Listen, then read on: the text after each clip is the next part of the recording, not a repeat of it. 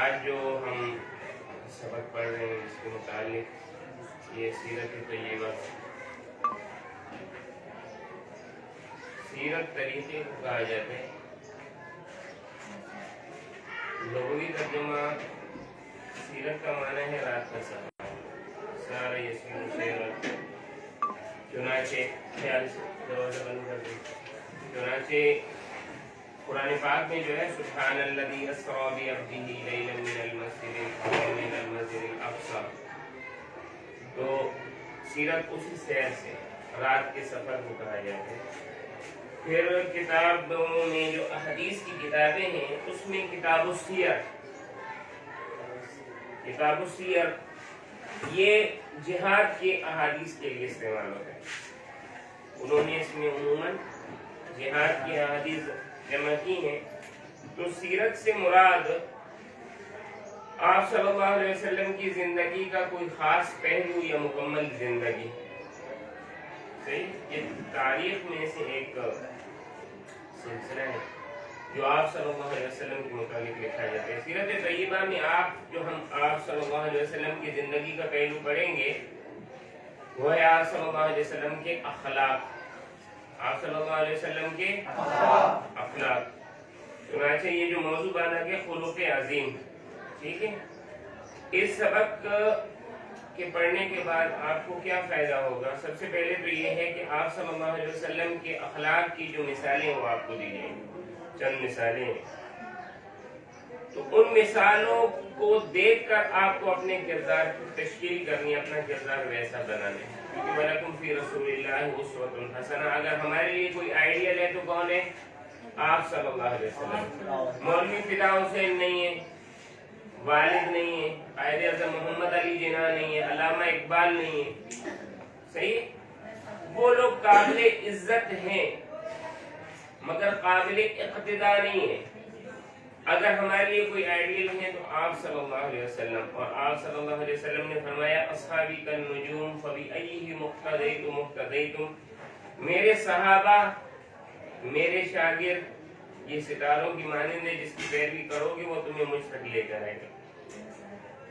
تو آپ صلی اللہ علیہ وسلم کی جو باتیں صحابہ نے ہم تک پہنچائی اور ان کے شاگردوں نے اپنی کتابوں میں محفوظ کی، اس کو سیرت کہا جاتا ہے۔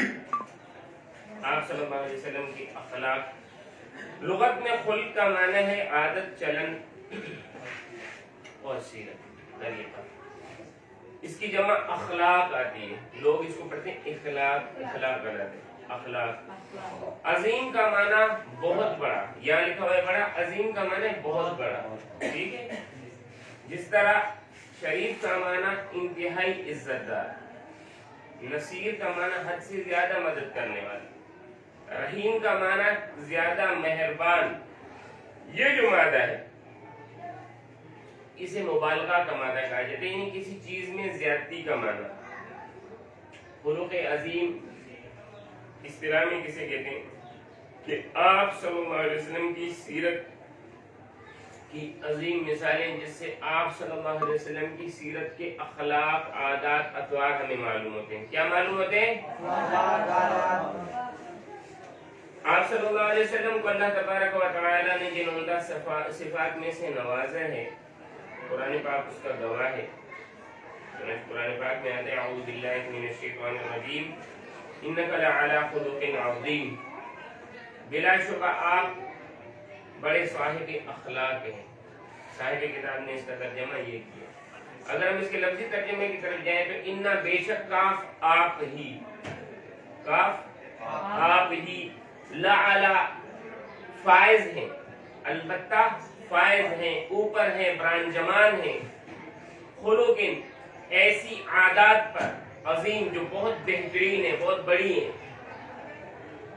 آپ کی عادات بہت بہترین ہے، انسانوں کے لیے بہت ایک اسٹیج، ایک ممبر، ایک بہترین رہنما اونچی جگہ پر ہے۔ آپ کو دیکھ کر لوگ اپنے اخلاق سدھاریں گے، اور یہ کیوں ہے؟ کان فضل اللہ علیک عظیما، کہ اللہ تبارک و تعالی کی آپ پر عنایت ہے، میں نے آپ سے عرض کیا کہ کبھی بھی ترجمہ کریں تو لفظ کا ترجمہ اس سے نہ کریں. صاحب کتاب نے اس کا ترجمہ کیا اللہ کا بڑا فضل ہے آپ پر, اللہ کا بڑا فضل ہے. اور کان فضل اللہ علیہ عظیما. تو لفظ کا ترجمہ اس لفظ سے کرنا آپ کے زبان دانی سے کمزور ہونے کی علامت ہے کہ آپ اس زبان سے واقف نہیں ہیں. اللہ کی بڑی عنایت ہے آپ پر, اللہ کی بڑی نوازش ہے آپ پر. فضل کا ترجمہ فضل سے نہ کریں. سمجھ آ رہی ہے؟ آپ صلی اللہ علیہ وسلم نے خود فرمایا بعثت لأتمم مکارم الاخلاق. کیا فرمایا؟ بعثت لأتمم مکارم الاخلاق. مجھے اچھے اخلاق کی تکمیل کے لیے بھیجا ہے. صحیح. مدارج النبوہ حضرت شیخ عبدالحق محدث دہلوی رحمہ اللہ تعالی کتاب ہے, اس میں جو ہے اور اسی طرح ایک اور روایت اسی کتاب کی ہے لِأُكَمِّلَ مَحَاسِنَ الْأَخْلَاقِ. بُعِثْتُ لِأُكَمِّلَ مَحَاسِنَ الْأَخْلَاق. میں اس لیے بھیجا گیا کہ بہترین اخلاقوں کو مکمل کروں, بہترین عادتوں کی تکمیل کروں, ان کو پورا کروں. چنانچہ اگر کوئی چیز ہمیں اپنے ذہن کے مطابق اخلاق سمجھ آتی ہے مگر آپ صلی اللہ علیہ وسلم نے فرمایا یہ اخلاق نہیں ہے, تو وہ اخلاق نہیں ہو سکتی. پوری دنیا کہے کہ وہ اخلاق ہے مگر آپ صلی اللہ علیہ وسلم نے فرمایا کہ وہ اخلاق نہیں ہے, تو وہ اخلاق نہیں ہو سکتی. بے پردگی اخلاق نہیں ہو سکتی, پوری دنیا جمع ہو جائے. کیونکہ آپ صلی اللہ علیہ وسلم نے اخلاق کس کو کہا؟ پردہ کو اخلاق. جو عادت آپ صلی اللہ علیہ وسلم نے نبھائی, بالوں کے رکھنے کا طریقہ, لباس کے پہننے کا طریقہ, سلام کرنے کا طریقہ, گھر میں داخل ہونے کا طریقہ, گھر سے نکلنے کا طریقہ, پوری دنیا اس کی مخالفت پر جمع ہو جائے کہ نہیں یہ ہے نیا نظام, یہ ہے بہترین نظام, آپ کیا کہیں گے؟ نہیں. اخلاق کا منہج وہ ہے جو آپ صلی اللہ علیہ وسلم کا منہج. اس رقول کی بات ہے جس قدر آپ صلی اللہ علیہ وسلم نے عمل کی اور فرمائی, ان کے لیے سب سے پہلے آپ صلی اللہ علیہ وسلم نے خود نمونہ پیش کیا. آپ صلی اللہ علیہ وسلم نے کر دکھایا, صرف باتیں نہیں کی. جو کچھ قرآن پاک میں تھا وہ سب مجسم ہو کر آپ صلی اللہ علیہ وسلم کی زندگی میں نظر آیا. چنانچہ صحابہ کرام رضوان اللہ علیہم اجمعین جب امی عائشہ رضی اللہ تعالی عنہا سے عرض کیا ام المومنین آپ صلی اللہ علیہ وسلم کے اخلاق اور معمولات بیان فرمائیے, ام المومنین نے فرمایا اما تقرؤون القرآن, اما تقرؤون القرآن, قرآن نہیں پڑھتے ہو؟ نہیں پڑھتے. فرمایا کان خلق رسول اللہ صلی اللہ علیہ وسلم القرآن. آپ صلی اللہ علیہ وسلم کی اخلاق یہ قرآن ہے. ایک قرآن جو ہمارے گھروں میں رکھا ہوا ہے, ایک قرآن جو مدینہ کی گلیوں میں چلا جاتا ہے. مقصد یہ ہے کہ وہ اللہ کا پیغام, اللہ کے احکام اپنی زندگی میں ایسے لائے کہ وہ سراپا قرآن بن گئے. قرآن پاک کے الفاظ اور عبارت اور آپ صلی اللہ علیہ وسلم کی سیرت یہ سب ایک ہے. یوں سمجھ آ رہی؟ قرآن عبارت ہے, تفسیر آپ صلی اللہ علیہ وسلم ہے. انسان اچھے اخلاق کے سلسلے میں بہت کچھ کر سکتا ہے لیکن اپنے جانی دشمنوں کو معاف کرنا, ان سے درگزر کرنا, وہ بھائی جانی دشمن الگ بات ہے. دو ساتھی آپس میں ہلکا سا لڑ دیتے ہیں, منہ خراب بنا دیتے ہیں, چھوٹی سی بات پر سال ہر سال بات نہیں کرتے, اس نے میری عزت نہیں کی ہے. وہ آپ صلی اللہ علیہ وسلم کو جنہوں نے تکلیفیں دی, یہاں انہوں نے مثالیں دی ہیں 4-5. صحیح. سب سے پہلے طائف, جس نے مکہ کے عہد ستم میں آپ صلی اللہ علیہ وسلم کو پناہ نہیں دی اور آپ صلی اللہ علیہ وسلم کی بات بھی نہیں سننا چاہیے. آپ صلی اللہ علیہ وسلم نے 10 سال جو ہے محنت کی مکہ والوں میں, نہیں ہوا. آپ صلی اللہ علیہ وسلم کو وحی کے ذریعے بتایا گیا کہ آپ عنقریب ہجرت کریں گے. آپ صلی اللہ علیہ وسلم نے یہی سوچا کہ مکہ کے بعد طائف بہترین شہر, ٹھنڈا شہر, باغات کا شہر, پڑھے لکھے لوگوں کا شہر, شاید وہاں جاؤں, وہاں جا کر سرداروں سے ملتے. انہوں نے بات نہیں سنی, صرف بات نہ سنی بلکہ اوباش لڑکوں کو پیچھے لگا دیا, پتھر مارتے, تکلیف دیتے. اور آپ صلی اللہ علیہ وسلم کو بڑی شدت کی تکلیف ہوئی. آپ صلی اللہ علیہ وسلم کی جوتی مبارک خون سے بھر گئی. 10 میل تک پتھر مارے, چہرے پر تھپڑ مارے گئے, گلے میں ٹھنڈا ڈال کر گھسیٹا گیا. صحیح. یہ فرمایا جہاں کے رئیس عبد یاری کے خاندان نے آپ کا مذاق اڑایا, شہر کے اوباش ہر طرف سے آپ پر ٹوٹ پڑے, پتھر برسائے, یہاں تک کہ پائے مبارک بھی زخمی ہو گئے. آپ کبھی لڑائی کریں, پاؤں بہت مشکل ہے کہ آپ کے پاؤں زخمی ہو. سر ہوتا ہے, ہاتھ ہوتے ہیں, سینہ ہوتا ہے, پیٹھ ہوتی ہے, یعنی اس قدر پتھر برسائے گے کہ پیروں میں بھی زخم ہو. ٹھیک ہے. دونوں جوتیاں خون سے بھر گئیں. جب آپ صلی اللہ علیہ وسلم تھک کر بیٹھ جاتے تو یہ شریر آپ کا بازو پکڑ کر اٹھا دیتے. جب آپ چلنے لگتے تو پھر پتھر برسانا شروع کر دیتے. آپ صلی اللہ علیہ وسلم کو اس قدر تکلیف پہنچی کہ 9 برس بعد امی عائشہ رضی اللہ تعالی عنہا نے ایک دن آپ صلی اللہ علیہ وسلم سے دریافت کیا کہ یا رسول اللہ, تمام عمر آپ پر سب سے زیادہ سخت دن کون سا تھا؟ سب سے زیادہ سخت دن کون سا تھا؟ تو آپ صلی اللہ علیہ وسلم نے طائف کا حوالہ دیا. اور یہی عبد علی کا خاندان طائف میں آپ صلی اللہ علیہ وسلم کے ساتھ جس نے مظالم کیے تھے, جب طائف کا وفد لے کر مدینہ آئے تو آپ صلی اللہ علیہ وسلم نے مسجد نبوی میں ان کو خصوصی مہمان کے طور پر ٹھہرایا اور ہر طرح سے ان کے یہ ہوتا ہے ایک آئیڈیل, ایک نمونہ. الحب فی اللہ, البغض للہ, اللہ کے لیے محبت, اللہ کے لیے نفرت. یہ کون ہے؟ یہ میرا دشمن ہے نہیں, یہ اللہ کی بات سننے کے لیے. یہ بات یاد رہے, آپ کا دشمن ہے, اللہ کی بات کر رہا, آپ کو اس کی بات سننی, اللہ کی بات ماننے, اللہ کی بات پوچھنے ہے, آپ کو اس کی بات کا جواب دینا. سنہ 8 ہجری میں مسلمانوں کی فوج کسی طائف کا محاصرہ کرتی ہے.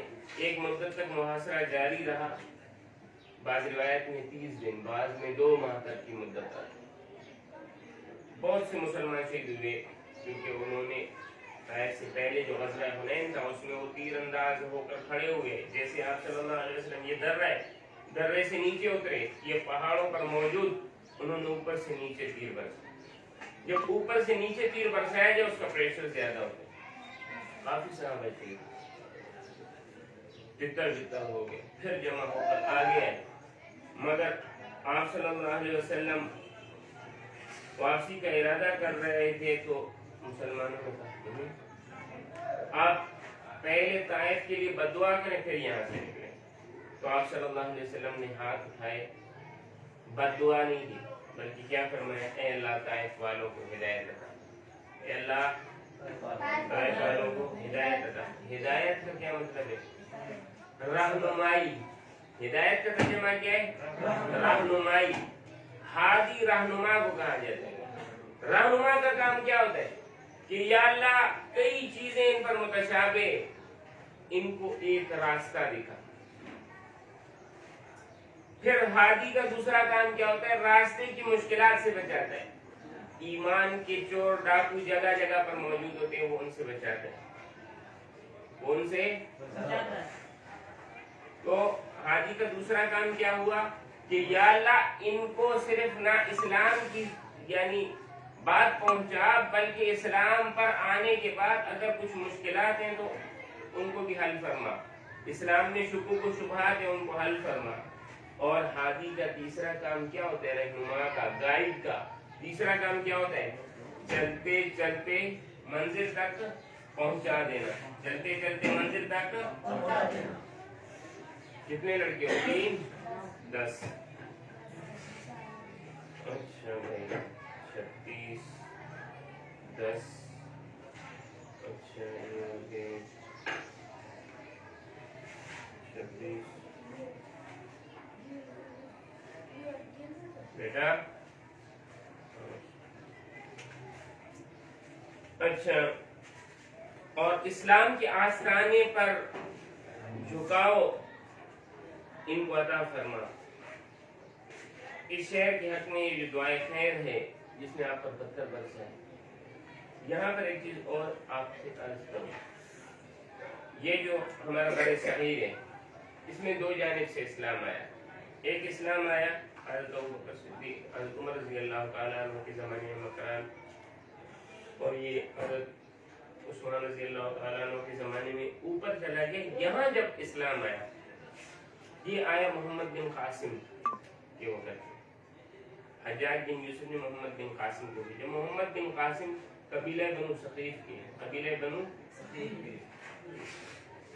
بنو ثقیف طائف کا قبیلہ ہے. کس کا قبیلہ ہے؟ اگر آپ صلی اللہ علیہ وسلم بد دعا کرتے آج ہم مسلمان نہیں ہوتے. آج اگر ہم مسلمان ہیں تو آپ صلی اللہ علیہ وسلم کی اس دعا کے صدقے. دوسری بات عرض کروں کہ آج ہمیں کسی سنت کی مخالفت سے پہلے یہ سوچنا چاہیے کہ آپ صلی اللہ علیہ وسلم نے ہمارے لیے پتھر کھائے.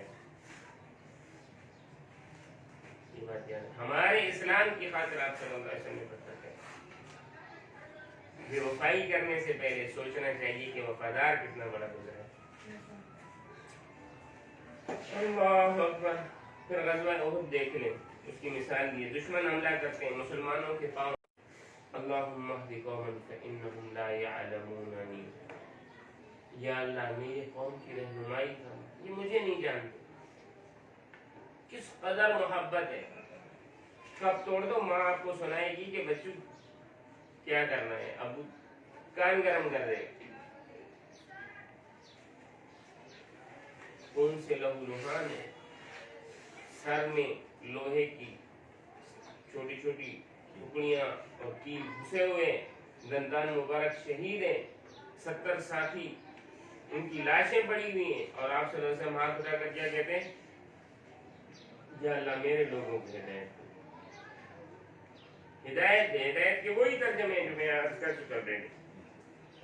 جب فتح مکہ ہوا تو حرم شریف کے صحن میں جہاں آپ کو گالیاں دی جاتی تھی، آپ صلی اللہ علیہ وسلم کے سر ایک مرتبہ نماز پڑھ رہے ہیں، ابو جہل کہتے ہیں کون ہے جو وہ اونٹ کی اوجری اور گند پڑا ہوا غلاظت آ کر آپ صلی اللہ علیہ وسلم کے سر پر ڈالے. عقبہ بن ابی معیط کہتے ہیں میں ڈالوں گا. اٹھا کر ڈالا. بڑی وزنی ہوتی ہے. ڈال دیا آپ صلی اللہ علیہ وسلم کے اوپر. آپ صلی اللہ علیہ وسلم سے نہیں اٹھا رہے. حضرت فاطمہ رضی اللہ تعالیٰ عنہ دور ہے، غلاظت آپ صلی اللہ علیہ وسلم سے دلوا رہی. اس مسجد کے صحن میں آج آپ صلی اللہ علیہ وسلم فاتح بن کر یہ قوم مغلوب بنی ہوئی کھڑی ہے. آپ کے قتل کی تجویزیں یہاں منظور ہوتی تھیں.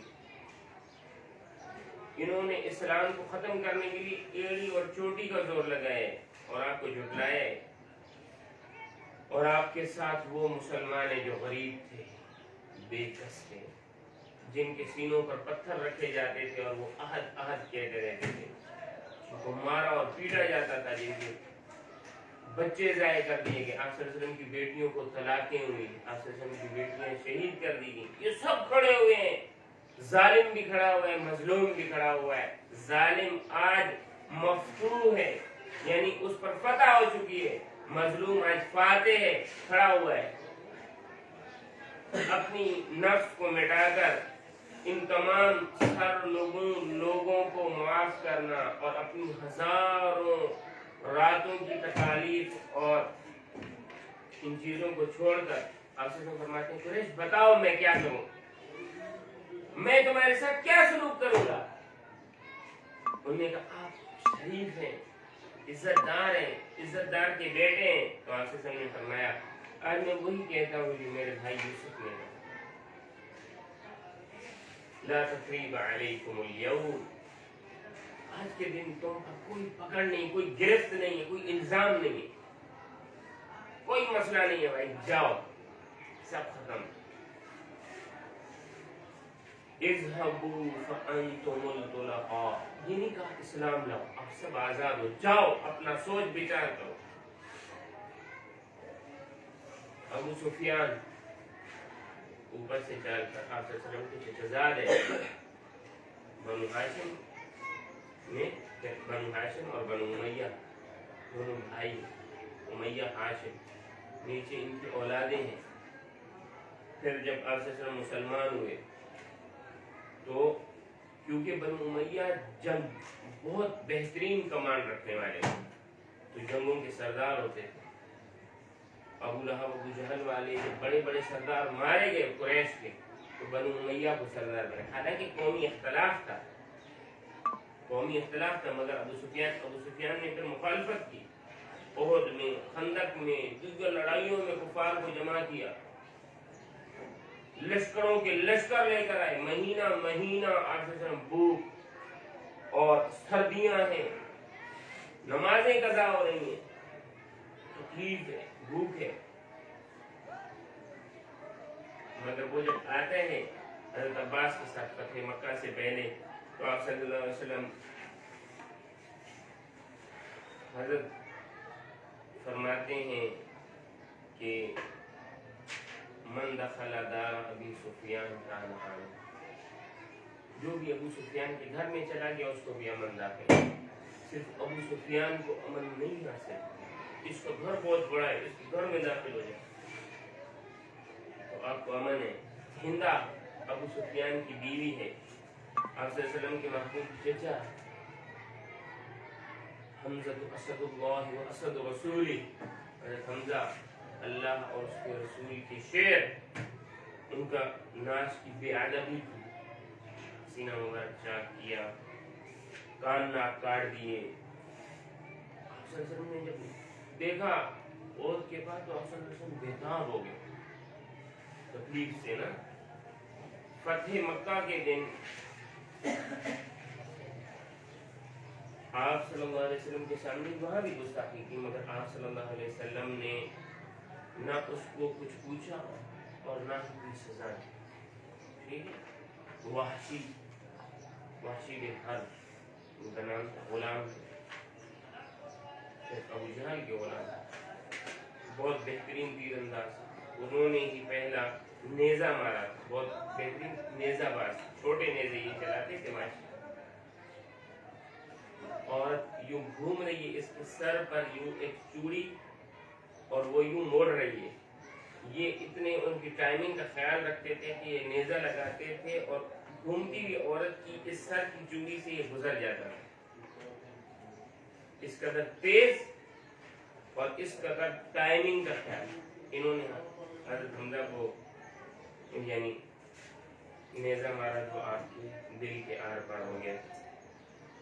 हाजिर हुए आप सल्लल्लाहु अलैहि वसल्लम की आंखें अशबार हुई, वाशी को माफ़ फरमाया और फरमाया मेरे सामने ना आया तो मेरे चचा की याद का ज़रूर।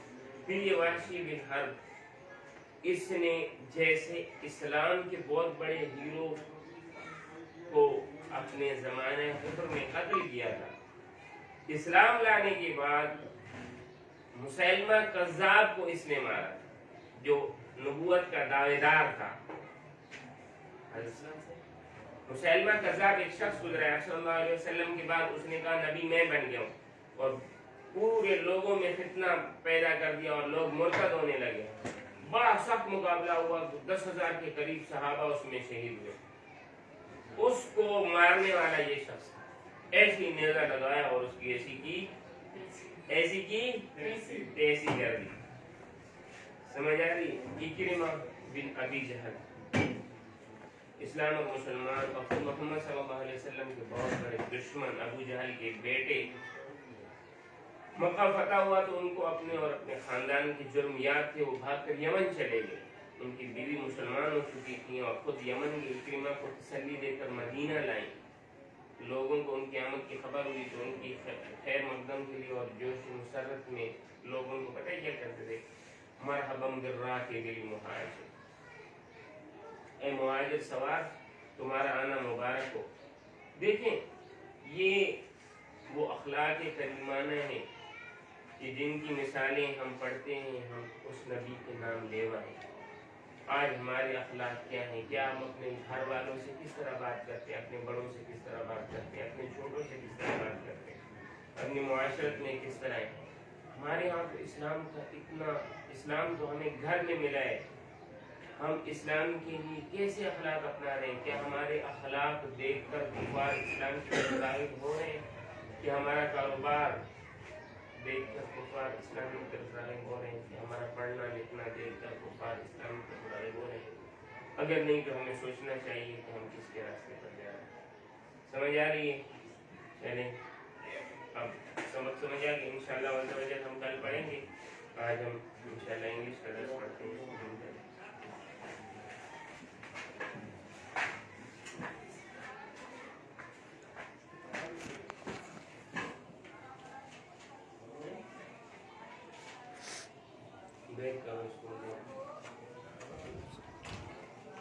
یہ دیکھتے ہیں، یہ نیچے لکھا ہوا ہے